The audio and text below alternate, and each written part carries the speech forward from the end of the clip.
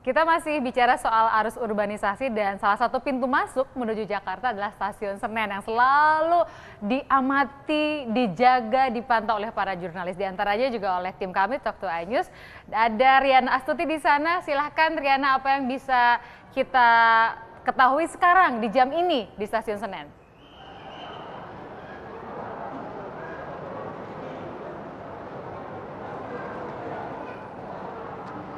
Baik Tina, pada H+4 Lebaran ini kondisi stasiun Pasar Senen sudah mulai sepi dari para pemudik yang akan melakukan perjalanan mudik mereka ke kampung halaman. Namun untuk kondisi arus balik sendiri sudah mulai terlihat dan pada malam hari ini sudah ada peningkatan untuk penumpang yang melakukan arus balik melalui Pasar Senen ini sebanyak 10% hingga 20%. Mengingat juga cuti bersama sudah akan usai pada Rabu esok hari. Dan terkait dengan jadwal kereta api, pihak KAI sendiri menginformasikan bahwa tidak ada keterlambatan kereta api baik untuk kedatangan maupun juga untuk keberangkatan. Dan dari stasiun Senen sendiri sudah memberangkatkan 18 kereta api reguler dan juga 5 kereta api tambahan. Untuk kereta api kedatangan yang sudah sampai di stasiun Senen ini sudah mencapai 21 kereta api reguler ditambah dengan 4 kereta api tambahan dengan jumlah volume penumpang 15.000. Dan memang pada arus mudik malam hari ini, maksud kami pada arus balik pada malam hari ini didominasi oleh para penumpang dari asal Jawa Timur yakni Surabaya, Madiun, Malang hingga Blitar. Dan tidak hanya itu saja, PT KAI juga menginformasikan bahwa adanya peningkatan arus mudik maupun arus balik ini sebesar 14% dibanding dari tahun sebelumnya. Dan PT KAI juga mengembalikan atau memulangkan kembali penumpang ke Jakarta dengan menggunakan 54 kereta api reguler ditambah dengan 12 kereta api tambahan dan 5 kereta api fakultatif dengan jumlah penumpang untuk keseluruhan 36.000. Dan diinformasikan juga kepada penumpang bahwa PT KAI sendiri sudah menjual habis tiket untuk arus mudik maupun arus balik tahun 2015 ini hingga akhir bulan ini. Dan Tina dihimbau kepada para penumpang khususnya wanita agar tidak menggunakan perhiasan dan juga tidak berdandan yang mencolok untuk menghindari tindak kejahatan di areal stasiun Pasar Senen ini. Demikian Tina informasi yang dapat kami sampaikan, kembali ke Anda.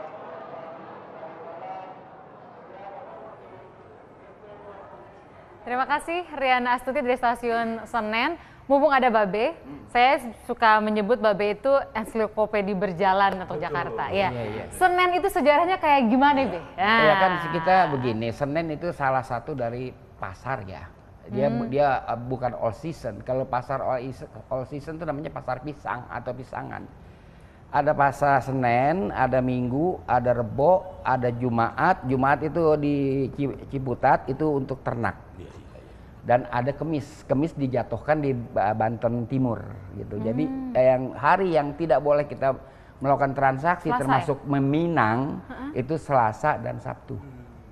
Karena itulah nggak ada pasar Selasa sama pasar Sabtu. Nggak ada, nggak boleh kita hari itu. Jadi kalaupun kita mau pakai Selasa mesti setelah asar karena kami ngitung hari asar. Jadi masuknya kalau habis asar udah masuk ke Rabu. Udah masuk ke Rabu. Kalau kita jadi meminang tuh Sabtu kan, tapi mesti Sabtu setelah asar karena dia jatuhnya Minggu. Itu memang budaya Betawi itu begitu ya, Be? Iya, dan itu semuanya begitu dan nggak ada pasar Minggu kembar. Kalau pasar Ciplak saja itu ada di Jakarta Timur, ada di kampung saya, ya kan?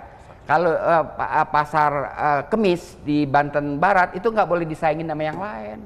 Tetap pasar Kemis cuma ini.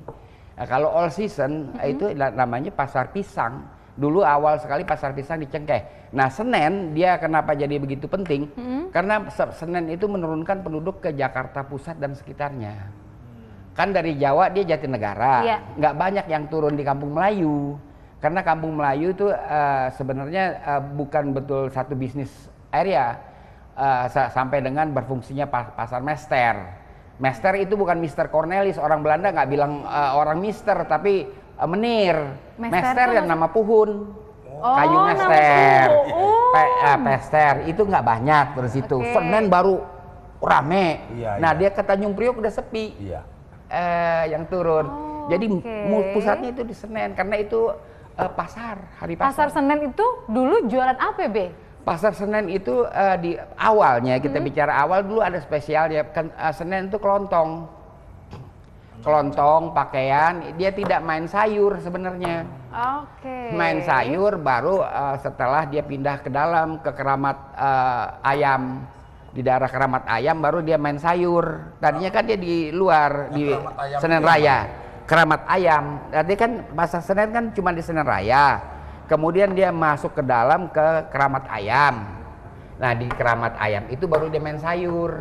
Ini pengetahuan baru lagi. Saya baru sadar jangan-jangan Anda juga yang lama tinggal di Jakarta nggak tahu kalau nggak ada pasar Selasa sama nggak ada pasar Sabtu. Nggak boleh transaksi gitu. Babe berarti kalau ngawinin anak nggak pernah di Sabtu sebelum asar ya, Be? Setelah asar. Saya kan sekarang kita kan ngawinin di gedong ya, nikah kan di gedong. Kalau anak-anak bilang dapatnya Sabtu, oke, tapi kamu nanti penghulu datangnya setelah asar. Kagak bisa sebelumnya. Ini kearifan lokal Betawi. Buat pendatang mesti ngerti juga. Iya, Jadi kalau mau nikah sama cucu Babe, nah gitu juga ya, nggak boleh. Kagak bisa Selasa, nggak boleh. Sabtu ya, Selasa kagak boleh, Sabtu juga nggak boleh. bisa, harus Selasa asar. Mari kita kembali ke soal urbanisasi. Jadi dia ke pengalaman maksud saya orang Belanda bilang befuh ya. Apa itu? Berquality. Aduh, terima kasih, Be.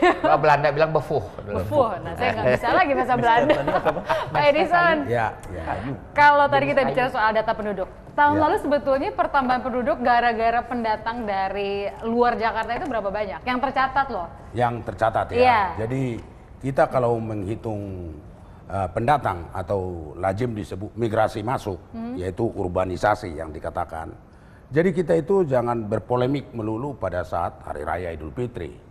Jangan kita buat Hari Raya Idul Fitri itu menjadi polemik untuk tumpahnya penduduk ke Jakarta.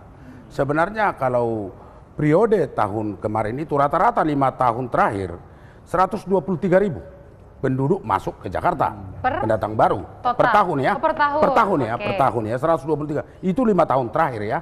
Itu rata-rata. Dan mereka itu juga tidak hanya di Hari Raya, Be. Pada saat masa pendidikan, pada saat tahun ajaran baru. Mereka yang memang lulusan SMA itu atau lulusan SLTA, mereka juga masih lebih percaya dengan universitas-universitas yang ada di Jakarta. Dan mereka juga banyak masuk pada saat itu. Jadi sebetulnya musim Lebaran ini nggak jadi titik puncak orang datang ke Jakarta. Tidak menjadi titik. Kapanpun orang datang ke Jakarta tapi, ya, Pak ya. Karena ini merupakan suatu tren aja, jadi kita perhatikan. Memang kita lebih memperhatikan daripada pengendalian arus mudik dan arus balik. Itu menyiapkan transportasi terutama untuk mereka yang mudik Lebaran. Itu yang kita utamakan untuk keamanan Jakarta pada saat Hari Raya.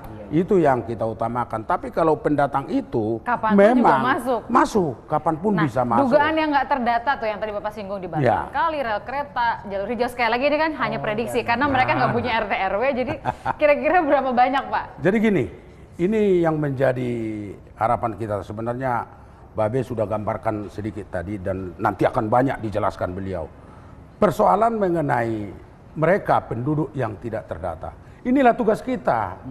Kita nanti akan melakukan operasi bina kependudukan, Be. Bukan razia lagi. Kita tidak merazia lagi penduduk kita yang sebangsa dan setanah air ini di jalan-jalan raya. Kita tidak lakukan operasi justisi, tapi kita lakukan operasi bina kependudukan. Itu konsep itu merupakan suatu sosialisasi, sekaligus kalau mereka memenuhi persyaratan, Be, kita layani. Kira-kira bedanya apa, Pak? Karena biasanya sekali lagi nih wartawan setelah selesai arus balik lalu kemudian memantau operasi justisi sama sidak hari pertama kerja PNS biasanya itu. Nah, justisi itu kan kesannya dari mana? Kesannya itu kan nggak balik gitu. Kita bukan. Gitu. Jadi gini, kita melakukan persidangan terbuka, pengadilan terbuka kepada rakyat sendiri, apakah nggak elok gitu. Jadi kita bikin aja konsep yang mana kita yang masuk untuk melakukan sosialisasi. Nah, kita fasilitasi. Katakanlah mereka mau jadi warga, ada syaratnya. Kalau nggak memenuhi syarat, mereka suruh pulang. Nah, kan nggak memenuhi syarat ini kan tugas pemerintah kan ada kan bina sosial. Ada. Kalau mereka terlantar atau menterlantarkan diri, mereka berdiam di pinggir-pinggir kali dan rel kereta api, ya kita jemput. Kita jemput mereka, kan ada. Petugas cukup Pak untuk terus cukup lah. Ya, mantau keliling-keliling. Itu memang tugas daripada pemerintah daerah. Makanya ada satu peraturan daerah nomor 8 tahun 2007 tentang ketertiban umum. Kan di sana jelas ada pelarangan untuk bertempat tinggal di pinggir kali, di rel kereta api, di jalur-jalur hijau, di trotoar, dan menyerobot tanah orang lain. Cuman begini Pak Iya, ya, saya bukan iya. bela di gelandangan ya. Iya. Gelandangan kita itu jelek-jelek, dia buang airnya di MCK. Dia membondal juga. Ya. Kan kalau kita cuman buang air kecil kan 1.000. Kalau komplit punya kan 2.000. Nah dia tuh pakai mandi Be? Iya, mandi udah dianggap komplit. Oh, dianggap Jadi komplit. saya membela dikit gelandangan kita ya. Iya. Dia itu buang air tetap di MCK. Dibandingkanlah dengan pekerja-pekerja Cina yang di Lebak. Kan dia buang airnya di jalanan sampai bentrok sama penduduk. Di jalanan. Tadinya didatangkan oleh pemerintah bapak kita ini 41.000, sekarang tinggal 11.000. Jalanan habis pada kuning. Masa sih Be? Ya Allah ya Rab, itu di semua online ada. Dia di mana-mana dia, orang Betawi bilang dia dobol di mana-mana. Itu lebih hebat bagaimanapun juga etika gelandangan kita. Jadi ada potensi kalau Pak Edison ini mau membina, dia bisa Mau aja. bisa Pak Hari, aja. ini soal dalam petik beban sosial begitu ya. Mereka datang ke Jakarta, tadi disinggung berulang-ulang sama Pak Edison, jalur hijau rel kereta api, bantaran kali. Tapi kan kenyataannya nggak usah nunggu mereka masuk arus balik aja, ya di situ sudah jadi tempat hidup bagi sebagian saudara kita, Pak Fahri. Iya betul. Enggak, memang problem migrasi penduduk itu tidak bisa dibebankan hanya kepada pemerintah DKI. Itu problem nasional, menyangkut strategi pembangunan gitu. Jadi sepanjang misalnya Jakarta menjadi satu-satunya tempat mobilitas vertikal, satu-satunya tempat mencari uang, satu-satunya tempat untuk cepat kaya, maka sepanjang itu migrasi penduduk dari daerah ke Jakarta tidak pernah bisa dibendung gitu. Nah, memang saya pernah melakukan studi ya, itu di Cibubur. Dan memang saya lihat proses mobilitas vertikal di kalangan bawah itu memerlukan waktu 10 tahun. Mereka itu hanya untuk pindah dari satu tempat ya, dari satu tempat sewaan 25.000 menjadi 350.000 gitu. Jadi prosesnya cukup lama gitu. Tetapi mereka tidak punya alternatif lain gitu. Nah, kalau kita 10 tahun ya Pak ya? 10 tahun. Oke. Nah, artinya itu sangat lamban proses itu. Nah, yang kedua, kalau kita mau berbicara tentang migrasi dari daerah ke Jakarta itu hanya pada setiap lebaran, maka yang bermigrasi itu adalah orang-orang ya yang kurang terdidik, yang unskilled gitu. Mereka yang kemudian masuk menjadi pembantu rumah tangga atau mencoba-coba gitu. Tetapi yang dikatakan Bang Ridwan itu tadi, ya, apa yang disebut dengan industri politik itu yang terbesar prosesnya, dan itu tidak karena lebaran gitu. Itu tidak karena lebaran. Siklusnya itu adalah siklus politik yang ada. Nah, syukur-syukur misalnya spekulasi Bang Ridwan itu benar bahwa industri politik tidak ada masa depannya gitu. Karena itu ya secara logika Bang Ridwan saya kira tepat sekali, itu menjadi beban APBN yang paling besar gitu. Nah, kalau misalnya ini bisa dilakukan, itu yang saya maksudkan dengan strategi pembangunan tadi, maka Jakarta itu bukan lagi satu-satunya tempat tujuan gitu. Kita ciptakan gula-gula yang lain gitu ya. Iya, Juga harus kita catat bahwa banyak anak Jakarta, bahkan anak Betawi mencari keluar. Iya. Itu mesti dicatat. Dia melamar jadi guru, ditugaskan dimanapun nih anak Betawi. Ini saya salut ya dia. Dia pergi kemanapun. Makanya saya kalau lebaran kemarin kapanpun ketemu anak Betawi, saya nasihatkan kamu jangan jadi matkombe. Matkombe, nebeng-nebeng, ngombe-ngombe, jangan. Dia tahu tuh, jangan jadi matkombe, ya kan? Jadi dia mesti kayak itu banyak guru-guru anak Betawi. Dia selesai UNJ ditugaskan, kamu pergi ke Kupang, kamu pergi kemana dia jalan semuanya. Ya, dan juga sekarang bukan hanya Jakarta, Batam juga tempat tujuan. Timika juga tempat Timika tujuan. juga. Jangan salah. Sekarang kita mau hiburan, itu kan bisa didatangkan ke rumah. Jadi nggak usah saya ini misalnya mau nonton bioskop, Comic 8 gitu kan, ngapain saya ke bioskop? Ih, gaul banget Babe, keren. Keren. Ini umpama. Ya pan umpama Pak. Iya, Be. Bisa saya panggil ke rumah, itu bioskop kan. Nah, sekarang ngapain kita tinggal di Timika juga hiburan tetap ada. Ya kan? Baik. Kita sekarang akan mengajak Anda ke satu titik yang kami janjikan. Harus mudik lagi, Be ya. Kita udah ke Brebes, udah ke Stasiun Senen, sekarang Cikarang. Bagaimana di Cikarang, Siti Herdianti Rohana? Kami menunggu apa yang bisa Anda ceritakan Benar-benar kepada kami. interaktif nih Bang. Di mana nih? Kesian juga orang mudik. Ini terlalu. Ya, Tina dan pemirsa, bisa kami informasikan situasi terkini di gerbang tol Cikarang Utama. Hingga saat ini situasi semakin padat dengan pengemudi yang menuju arah Jakarta. Antrean pun sekitar 5 km menuju gerbang tol Cikarang Utama 1, 2, dan 3. Kepadatan pun terjadi dari pagi tadi. Untuk mengurai kemacetan, pihak Jasa Marga dan kepolisian pun mengurai arus lalu lintas ke tol Cikarang Barat menuju gerbang utama Cikarang Barat. Kendaraan pun yang masuk ke Jakarta diperkirakan sekitar lebih dari 60.000 kendaraan. Antrean panjang pun terjadi karena selain jumlah volume kendaraan yang semakin meningkat, transaksi dari setiap kendaraan pun mencapai 20 detik per mobil. Sehingga dihimbau untuk para pemudik menyiapkan uang pas dalam transaksi di tol tersebut. Dan kepadatan akan terus terjadi hingga malam nanti, dikarenakan hari ini merupakan hari cuti terakhir untuk masyarakat, sehingga banyak dari masyarakat ibu kota yang memulai aktivitas kerja di esok hari. Untuk para pemudik dihimbau untuk beristirahat di rest area terdekat agar tidak mengantuk nanti. Ya, Tina kembali lagi ke studio. Terima kasih. Kita berharap yang masih dalam perjalanan menuju Jakarta dan sekitarnya dalam kondisi yang sehat, kendaraan dan fisiknya. Karena tentu melelahkan berbelas-belas jam atau berpuluh-puluh jam mengendarai kendaraan demi kembali ke Jakarta. Apalagi yang besok harus sudah kerja, kena sidak lagi ya, sampai tidak masuk kerja gara-gara telat sampai Jakarta. Tadi kita singgung soal kalau ke Jakarta orang tetap ke Jakarta, tapi jangan lupa orang juga mulai sebar kemana-mana, ada Batam, ada Timika, termasuk kalau soal politik biasanya orang ke Jakarta dulu di DPR, udah gitu balik deh ke kampungnya, jadi kepala daerah. Nah tadi pil serem, saya mau nanya sama Pak Fahri soal pil serem yang kata Babe, pil serem Kata Pak. BPK. Oh kata. Bukan saya, BPK bilang jangan dibikin barangan begitu. Saya nggak ngomong apa. Saya ngomong pil serem yang bikin istilahnya Babe. Yang tahu keuangan daerah kan BPK, keuangan pusat kan BPK. Bil serem memang saya yang omong. Nah, saya ngomong iya soal bil serem ya. BPK bilang begitu. Kalau menurut Pak Fahri, bil serem Pak itu harus kita laksanakan sesuai rencana atau ada pendapat lain, Pak Fahri?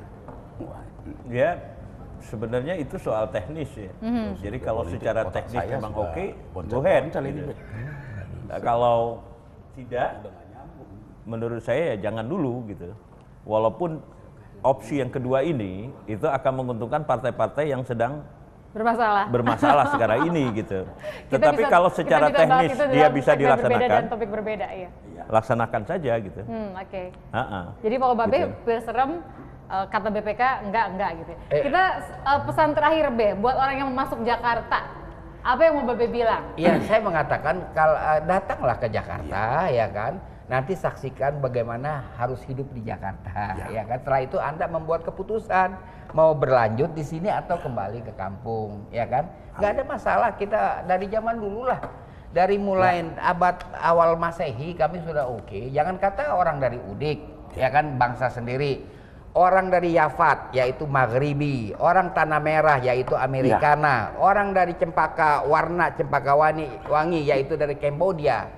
Orang dari Angke yaitu dari Burma. Angke itu Burma. Kita oke semua. Nggak Angke itu Burma ya? Angke Burma. Banyak pengalaman kita.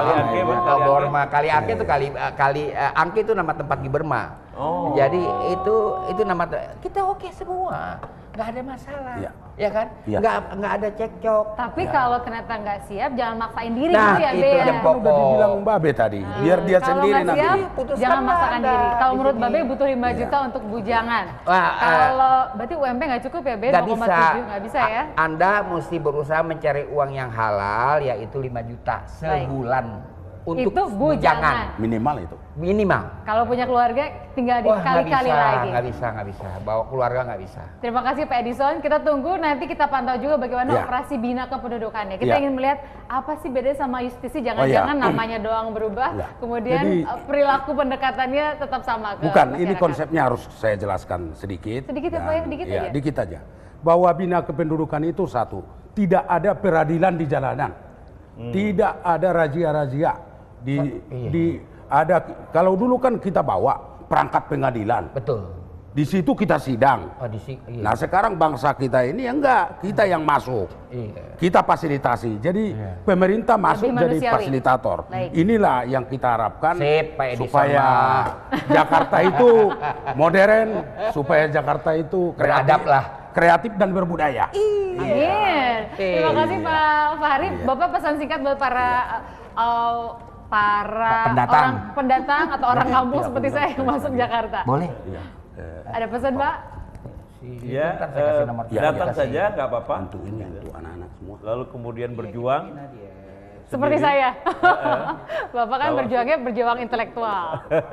Kalau kemudian nggak mampu ya, monggo balik lagi ke kampung masing-masing gitu. Baik, terima kasih banyak Pak Fahri, Mbak Ridwan Saidi, Yes. Pak Edison juga terima kasih banyak. Terima Berikutnya kasih. kita akan bicara hal yang berbeda soal PSSI kemenangannya di PTUN dengan 4 orang narasumber, ada Coach RD, ada Bung Toel, ada Mas Yusuf, ada Mas Yunus Hussein juga. Kita akan bicara selengkapnya di segmen berikutnya sesaat lagi ya.